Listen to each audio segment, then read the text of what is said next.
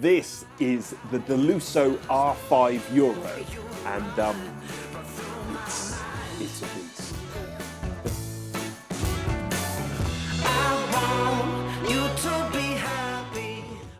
We've obviously already tested the Euro R4, this one's little brother, and you can see that review here. But this is very much the big brother. It is boiling hot. It's still got all the high efficiencies, the tiny distances to combustibles. They're all still hand built in Cornwall from steel, and very, very heavily and toughly built. It's wood only focused appliance, but you can get an add-in optional grate. And as always, they do it in this lovely black. They do it in pewter. They do it with stainless steel sides.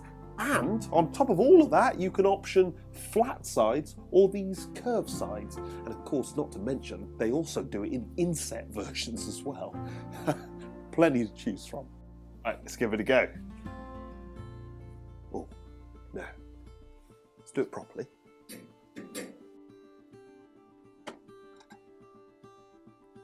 Oh, isn't that fun?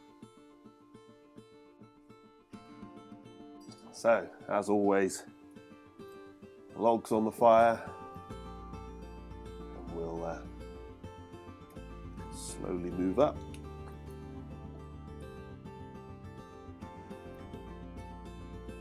And then some kindling. Oh, well, isn't that a dreadful mess? And finally, a fire lighter. Fantastic matches. Well, with this one, we can just push all this together and it'll hold itself just ajar on the magnet. We'll leave it like that. See how we get on. Yeah, there's no, the air vents you could fully open, but actually where this magnetically holds itself, there's so much air coming in, nothing else is needed. Up to temperature, nice and easy, and I actually let this run for a little bit because then I could reload it with you. Obviously, ordinarily, you wouldn't normally need to reload it quite so quickly. But I think it's quite impressive because we've got a huge door and no spillage, which is fascinating really, because as I say, that's a huge area. We should be getting, with flames like this, we should be getting lots of spillage. We're getting a bit now with some new fuel, but not bad. And then, oh no, actually, it's up to temperature now, so we will close down this is air below on the left hand side. We'll close that. This is fully closed, but we'll leave it just a touch open. And then this one we'll fully close, and again, quarter turn back, maybe a touch more, sort of a nice cruising speed. Well, there's a couple of very important things to mention. The main one being, this is a big stove and a very powerful stove, and yet still it runs at 81% efficiency. Obviously it has all the eco design, DEFRA approval, actually has Clear Skies level 5 as well, so it's obviously exceeding everything that's required, which is lovely.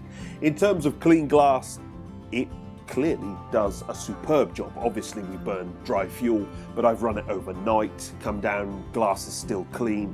It is very easy to keep going for long periods, and as you can see here, actually this is after 2 weeks of relatively serious use, and I haven't cleaned it once. It's just chugged through, and as you can see, there's a little bit of wisping around the edges, but that is about it. It runs beautifully clean.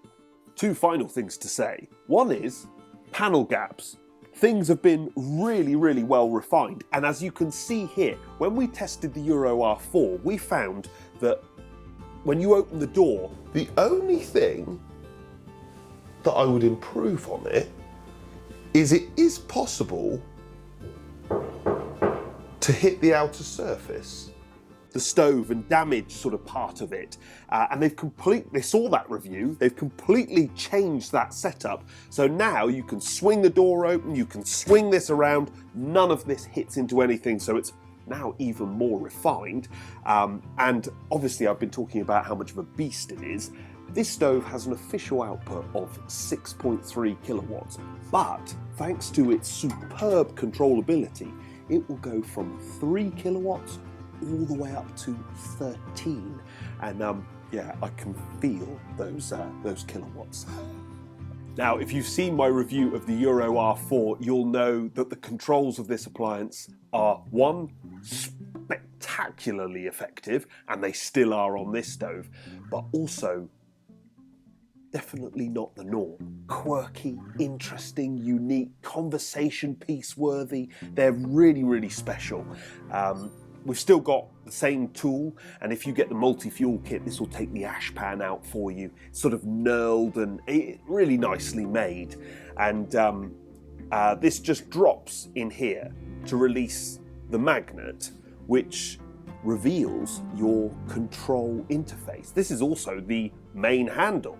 So once you've got it out like this, it opens the door, and that's lovely and sleek in the way that that's designed. I like that. Then we've got these controls, and obviously this tool latches onto them. And if I go from fully open like this, the left-hand side is air from below. So ordinarily when you're burning wood, you'd close that relatively quickly. Interestingly, with this one, you do have a little bit of air coming in under this blade at the back, as you can see here. This very back bar of metal is looping air out and, helping with primary combustion. Actually, I find that I don't fully close this. I close it most of the way and then just nudge it back. And then I run all of my control from here, and it is so accurate, so quick. Bear in mind, this has still got air from underneath being allowed in, so it's not the full level of control. It's just managing how I want it, and it's just so accurate, so pleasing. As I say, this is like a sort of nuclear power station. It's wonderful. We test fuel economy by getting the stove up to operating temperature, and even though this is nigh on twice the size of the Euro R4, its little brother, we test it on a single net of logs, so exactly the same net of logs. And this ran for 10 hours, and capably ran for 10 hours on one big load, running it overnight. It is a phenomenal thing. And obviously we were getting more heat out of it than we were the R4. So it's hugely efficient, really economical, very toughly built. I mean, no joke, this thing weighs like a similar weight to me and my entire family. It is a big, heavy beast of a thing, not the sort of thing that's going to break or fall apart. It's toughly built, there's no hassle, it's refined, and really economical on fuel as well. One other thing that I forgot to mention, this stove is driving heat forward so effectively that there's very little heat going up the flue. I've actually had to experiment with 2 thermometers and playing around with different positioning to try and get something reasonably accurate, because it's barreling heat out. You can't feel it. It's serious, the heat coming off this thing right now. And yet the thermometer in the normal position is reading right at the base of normal operating temperature. And I can tell you, it's hotter than that right now. This stove is very quirky, and it's all about the controls. It's part of the fun, it's part of the draw, it's the conversation piece, it's key to the stove. But you do have to learn them. They're not easy, they are incredibly effective, but I found that I was trying to be a little bit perfectionist. I was sort of playing with them, and then it was going out and there wasn't enough flame, and I was playing and playing and playing, and actually I needed to chill out, let it go a little bit, set them roughly and go away. You take a week of learning how to use this thing. That part of that conversation, there's no joy without struggle. there needs to be a learning process, getting those things right, and then when you make the conversation piece of this stove, not only does it look awesome, not only is it quirky and unique, but you know it intimately and you can use it better than anyone else. It's a really rewarding stove and yeah, a lot of fun.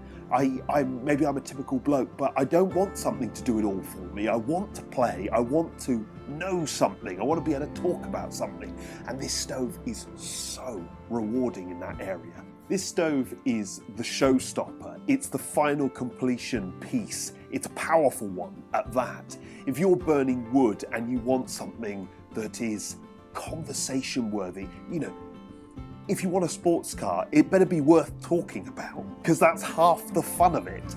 And if you're looking for that equivalent in a stove, then this has got it, along with a massive output, fantastic control, real cleanness and efficiency. It's really unique, it's hand-built in Cornwall. There's tiny distances to combustible, so it's easy. And obviously not to mention the log store, and the options and the different colours and the look of the thing. What a beast.